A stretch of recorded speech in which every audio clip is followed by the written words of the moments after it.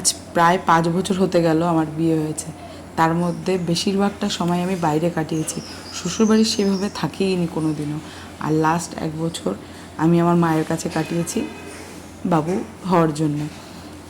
আজ কিছুদিন হলো আমি আমার শ্বশুরবাড়িতে শিফট করেছি, নতুন করে সংসার, সব কিছু নতুন। নিতাই পাশে আছে জানি, নানান প্রতিকূলতাকে কাটিয়ে আবার উঠতে পারবো। মন খারাপ লাগছিল মায়ের জন্য খুব, রোজ বিকালেই দেখা করে আসি, সেদিনও বাড়িতে গিয়ে দেখা করে এসেছি আর ওখানে কফি খেয়ে এসেছি। আর মা আর বাবার জন্য বাড়িতে এসে কফি বানিয়েছি। নন্দিতার জন্য তো কফি বানাইনি আমি। ও, এটা তো লাল কফি।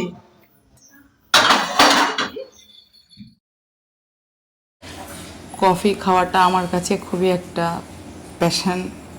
কফি ছাড়া আমি একদমই থাকতে পারি না। আর বিশেষ করে আমার মায়ের আর বোনের 3জনের কফি খাওয়া, এই জিনিসগুলো খুব মিস করিও এখনও। আর ওরা এখনও আমার জন্য অপেক্ষা করে থাকে আমি বাড়ি যাব আর একসাথে আমরা কফি খাই। যাই হোক, নিতাইয়ের স্কুল আবার শুরু হয়ে গেছে আর আমাকে এখন সব কিছু করতে হবে। তাই আগামীকাল ওর স্কুল আছে, রাতের বেলায় যতটা পারছি কাজটা এগিয়ে নিচ্ছি, কারণ এখন বাবু আছে আর ওকে সামলে আমাকে সব কিছু সামলাতে হবে। আগে তো সব কিছু মাই করে দিয়েছে, আমার অত কিছু করতে হতো না, অত কিছু কিছুই করতে হতো না। কিন্তু এখন সব কিছু একার হাতে সামলাতে হবে। আর বাবুকে পুরোটাই নিতাই যতক্ষণ বাড়িতে থাকছে ও সামলাচ্ছে। তাই ভাবছি আগামীকাল যা যা রান্না করবো সেগুলো একটু কেটে কেটে রাখি। সজনে ডাঁটা, পটল এসব কিছু কেটে রাখলাম, দেখি আর কিছু বলে আগামীকাল আবার কিছুটা করে করব। এই জিনিসগুলো আগে কি হতো, আমি সকালবেলায় উঠলে আমার ঠান্ডা লেগে যেত। সকালবেলা জলে হাত দিলে আমি প্রচণ্ড হাঁচি দিই, এটা আমার বরাবরই স্বভাব। তখন বোন আমাকে বলতো, দিদি তোর তো খুব অসুবিধা হবে, যখন শ্বশুরবাড়িতে যাবি তোর সব করতে হবে। তখন আমি ওকে বলতাম, শিখতে তো হবেই, যখন প্রবলেম হবে সেটাকেও কাটিয়ে উঠতে হবে।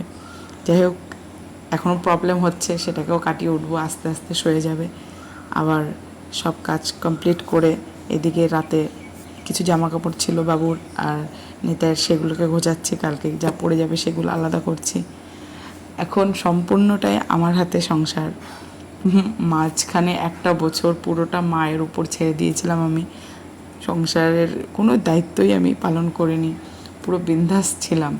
কিন্তু এখন আবার সব নতুন করে করছি, নতুন করে সব শিখছি। কেমন যেন আমি রান্নাও ভুলে গেছিলাম। মা একটা কথা বরাবর বলতো যে আমার কাছে যতক্ষণ আছিস তোদের 2জনকে কিচ্ছু করতে হবে না, শ্বশুরবাড়ি গিয়ে তো সবই করতে হবে তোদের, তাই যতদিন আমার কাছে আছিস আমি তোদেরকে করে খাওয়াবো। বোন আর আমার মধ্যে নানান সময় নানান কাজ নিয়ে আর্গুমেন্ট হতো, তখন আমি ওকে বলতাম তুই কিছুটা করে দেবো, আমাকে বলতো তুই কিছুটা করে দে। কিন্তু মা সবসময় এই কথাটাই বলতো যে তোদের কাউকে কিছু করতে হবে না, তোরা জাস্ট আমি করে দিচ্ছি, তোরা খা। আর শ্বশুরবাড়িতে তখন আর করতে যাব না, তখন তোরা নিজেরাই করিস। মেয়েদের কোনো কষ্ট সহ্য করতে পারে না। তুমি গাড়ি চালাচ্ছ, তো গাড়ি চালাও। Boom boom boom boom boom.